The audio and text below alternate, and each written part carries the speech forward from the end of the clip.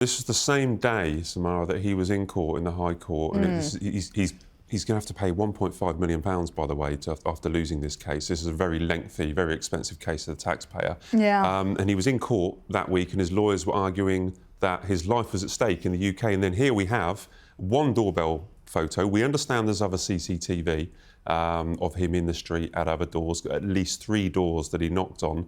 What does this say about his behaviour or about his security case, do you think?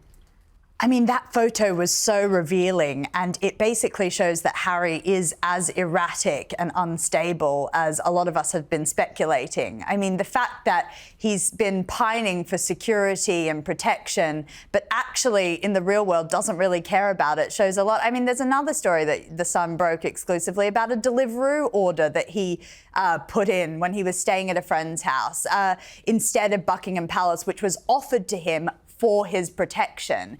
It really shows that it's nothing about his safety and security, in my opinion, and it's all about his status anxiety that he has with William. He wants to be the same, he wants the same protection, and it's not really about anything to do with the kids, Meghan.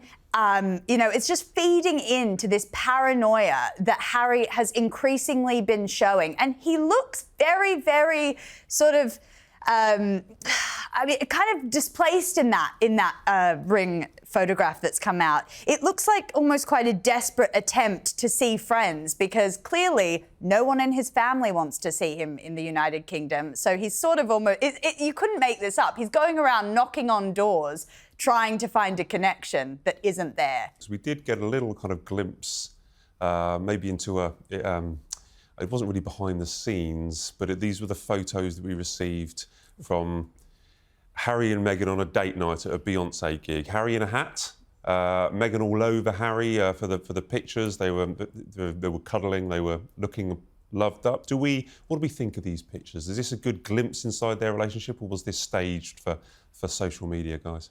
I think Harry looked a bit stupid in that hat, quite honestly. If it was a cowboy theme, I think the Cowboys would be disappointed in him. But no, I think, look, there's been a lot of talk that they're not getting on, that they're doing separate things, and I think maybe Meghan decided, I'm sure she decided we're going to do some pictures like that, and I mean, if you didn't know the story behind the whole lot, you'd think they were lovely pictures, but I look at it and I thought it's all contrived. And it's a pity they don't show us pictures of their children that we all want to see. Why, can you see the backs of them? We never see them, and that's the pictures we want to see, not them again, kissing each other and holding hands and I just was so disappointed in Harry, I really am, Well, there has been a lot of online speculation. We've also covered it in The Sun, the fact that professionally they have split and they're going their separate ways. Do you believe what we're seeing here on Meghan's Instagram, that it's just a happy, loved-up couple out on a date night, hugging, wearing a hat? I think it had tributes to their 2 children drawn inside the hat as well. Like every piece Clearly of creepy, contrived. Creepy clothing. I know Meghan's got the weird sort of turtleneck that she wears with the Archie and Lilibet on it. It's just strange. And I think, first of all, I mean, there's some interest. I don't know what Harry is trying to cover up with that hat. I don't know if it's male pattern baldness, but I think that whole thing was so contrived, as you said, Arthur. And I just think that Meghan is the biggest paparazzi in Harry's life. It didn't need to be all out there. But what I know is that she was trying to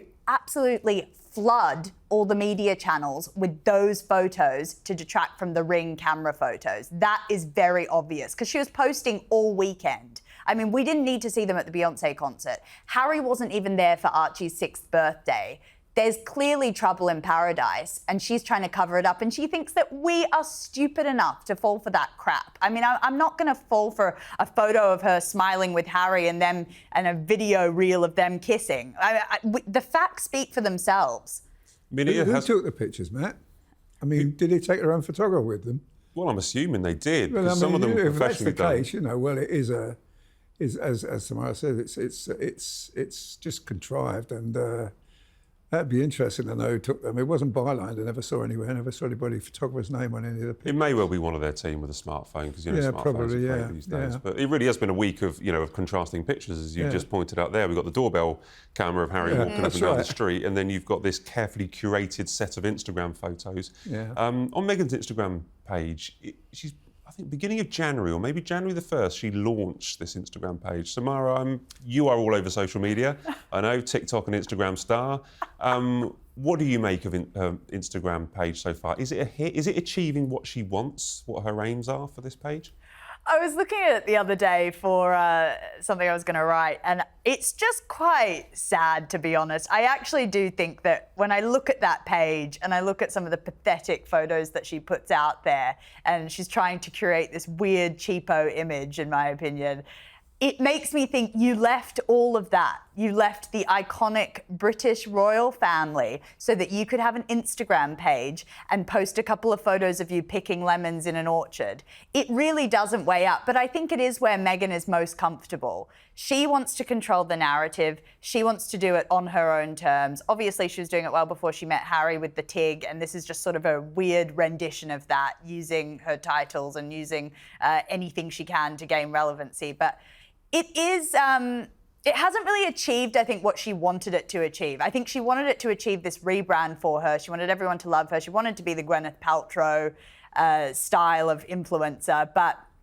every time she posts something, it just doesn't quite hit the mark. It doesn't quite do what it needs to do or needs to achieve. But this is the modern way, isn't it, Arthur? Is to to prevent other people taking pictures of you or using other pictures. You take your own picture. If you're a celebrity, you take your own pictures, you curate them carefully, and you put them out on social media. This is what celebrities do in your business. Yeah, they do. Yeah, they like to have them airbrushed, and they like to have them, made to look their very best. Well, Meghan. I mean, Meghan's a good-looking girl. She's and she knows it as well, and. If she just wants to make us believe that everything in Montecito is great, and it's not. And about the Instagram page, she's only going to put what she wants to put, and quite honestly, I can't be bothered to looking at it. It was just so boring. Boring, yeah. Do you think it's increasing or decreasing Harry and Meghan's popularity? I think their popularity is in the cellar at the moment. Quite honestly, I really do. I think. As I said last time we did this show, Matt, if Harry had said in that BBC interview, "I'm sorry," we might start thinking there could be a reconciliation. But at the moment, all I'm seeing is him, as you said earlier, acting the victim. And quite honestly, the victim here isn't Harry and isn't Meghan. They're the people that have just abused their position that they had. And moment the late Queen died, they made their daughter a princess and their son a prince, and yet we never see these royal children. We never see their faces. We never see how they look. We just get what Meghan wants to give us, and back views. And why is that? Because maybe she wants to monetize the pictures of the children at some stage, and she sees that as a big deal.